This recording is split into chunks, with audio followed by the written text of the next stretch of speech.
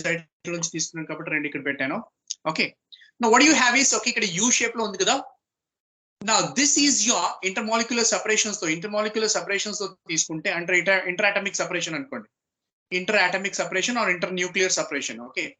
దాన్ని చూసుకుంటే let me say this is the ground state energy level and this will be the first excited state.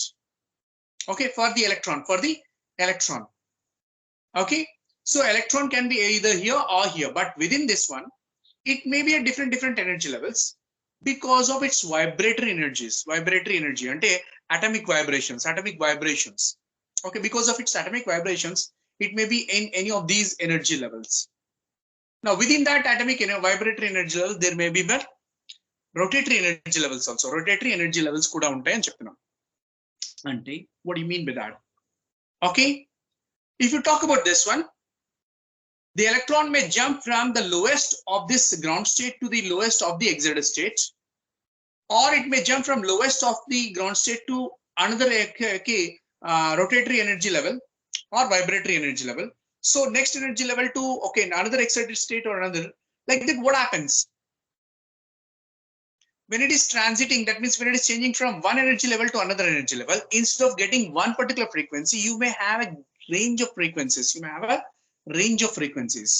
Okay, now this was practically observed.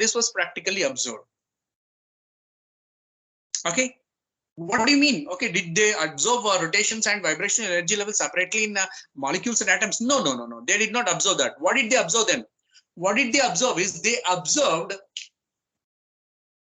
bands of frequencies coming out from bulk material. But when the same material is taken as atoms, single independent atoms, it was not giving this band spectrum, but it was giving me single line spectrum. Sir, what are you talking about? Okay.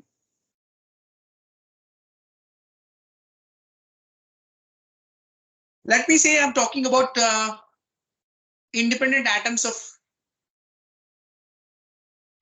carbon. Imagine cheskondi. Okay, independent atoms of carbon gas on. I heat it. When I heat carbon gas, I see that there are some peculiar line spectra that is coming out. Ante excitation is either from one energy level to another energy level kabatti, okay, new one or 2 new one or 3 new one or 4 new one. That means it's an integral multiple of a fundamental frequency. That's what is observed. I convert this carbon gas to carbon liquid. After converting it into carbon liquid, I try to heat it and try to see what is happening. What I get is, instead of getting new 1, new 2, new 3, or new 1, 2 new 1, and 3 new 1 or 4 new 1, like that integral multiples of new 1, what I started observing is it was having a small range, that is new 1 plus or minus delta nu. Ante little bit lower energy than new 1 and little bit more than new 1 energy. Frequency values, okay, frequency values or energies. And when I converted it into solid carbon and heated, this range delta nu 1 got increased. Ante there was a range of frequencies which were getting emitted, not one single frequency, but range of frequencies that were getting emitted. That was practically observed in the laboratory. So they had to give some reason for it. Why is it happening? When it was initially giving only new 1 frequency, but when it is changed from gas to liquid, it was giving a small range of frequencies. And when it changed from gas to liquid and liquid to solid, then the range of frequencies got increased. That means it was giving me, let me say 500 angstroms. Let me say input in terms of wavelengths, 500 wavelength, 501, 502, 503, 505, 506 like wavelengths, and then 499, 498, 497, 496 like that. Large range of frequencies it was giving when it is in solid state. Okay, the frequencies that are emitted in the liquid state were less. The frequencies that got emitted in this gaseous state was only peculiar. That means only some one particular individual frequency that was technically observed. Okay, when it was observed, so what did they say is, they said that if it is emitting from S1 to ground state, you got only one frequency, new one. But if it is emitting from S1 to this another vibratory energy level of the ground state, first vibratory energy level of the ground state, wherever my cursor is, if it is coming from S1 to that energy level, that it will have a different frequency. If it is coming from that energy level to the next higher energy level, another frequency, another. So totally how many frequencies are possible if it is jumping from S1 to the lower energy states?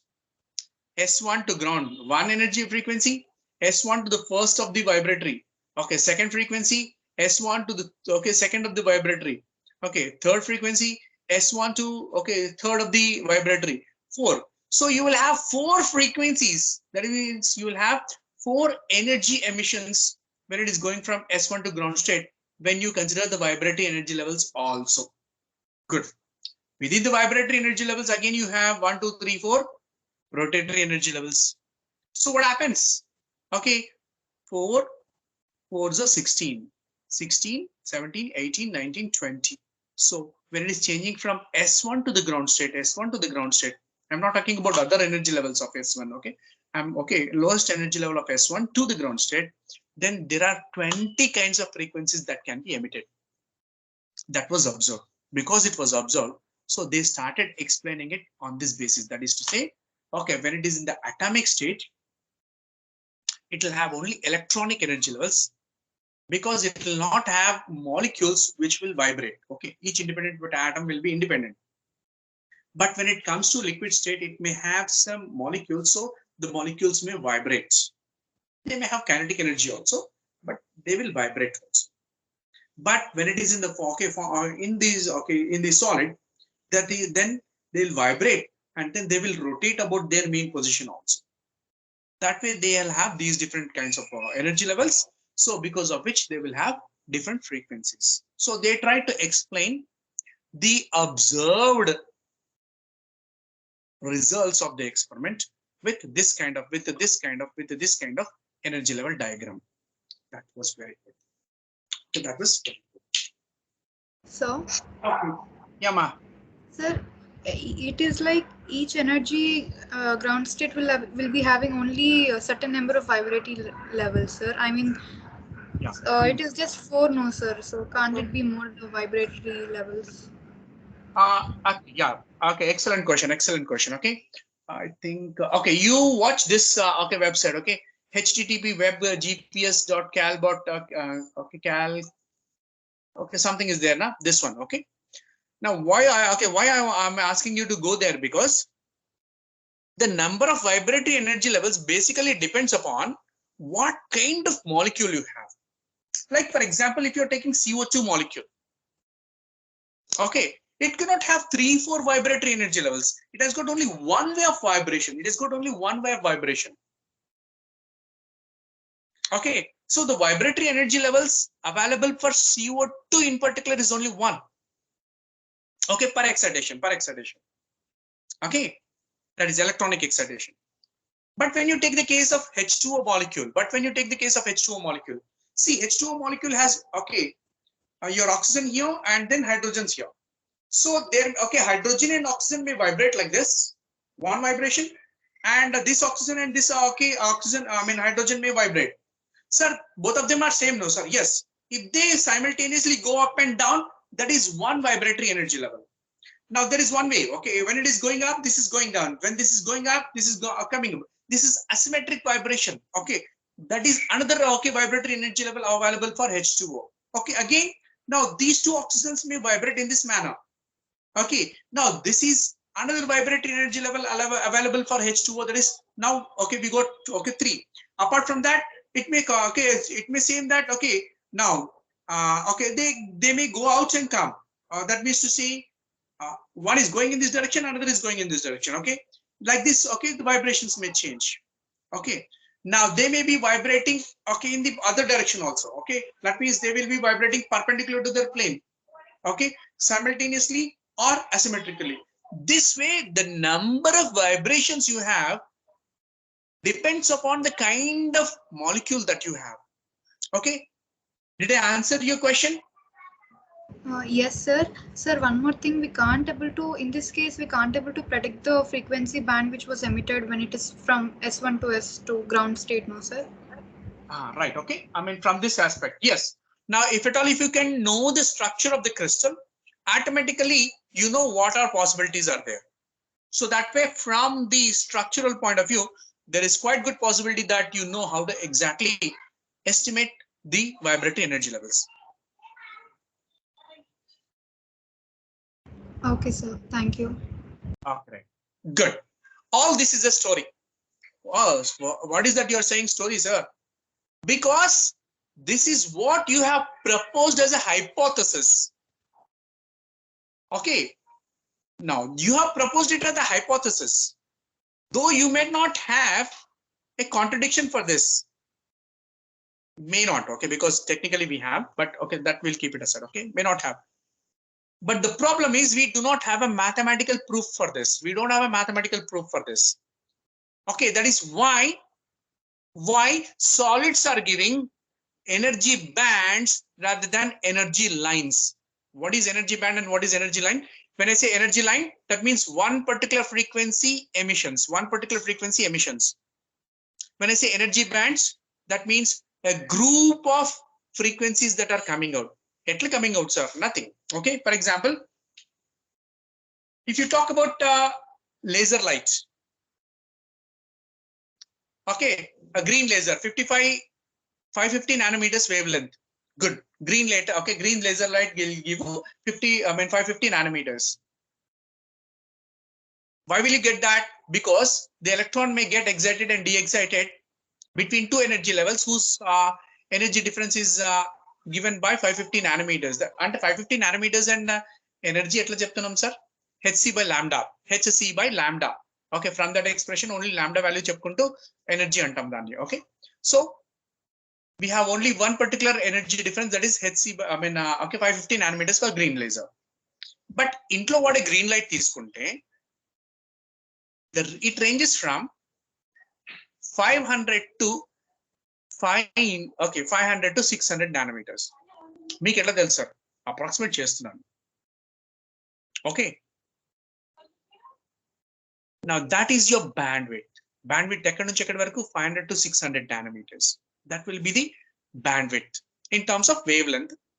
Okay, that you can put it in terms of energy, that you can put it in terms of frequency. Okay, because lambda is equal to c by nu. Atla pettukunte h nu avutundi. Okay, so that way you can find out what is the group of frequencies that are emitted. Okay, so as I said, a solid was giving a band of frequencies and not independent energy levels. When do you get a band of energies? Okay, just as you seen earlier, okay, if it is moving from say ground state of lowest energy state of excited atom, lowest energy state of this excited atom to the ground state, and when it is going to different energy levels, you'll get different frequencies, because of which you will have a band. Okay, that was theoretically good, but I have to prove it mathematically. You have to prove it mathematically. Why? What's the problem, sir? What is the problem in proving? Okay, because when you considered a particle in one-dimensional box, it was good. It told you that it has discrete energy levels like S1, S2, and ground state. Discrete energy levels. When you considered a particle in three-dimensional box, what it said is you can have S1, S2 ground state. Okay, but each S1 can have 2, 3 values. That means 2, 3 electrons can be accommodated in the same S1. Until you can have energy levels of S1, okay, 2, 3 times. S2 also 2, 3. That is degeneracy. But it did not talk about any energy levels little bit more than S1, little bit less than S1, S2. Okay, that means you don't have a range. You don't have a range. Okay, good. What is that you're talking, sir? I will take a small break here and try to show you.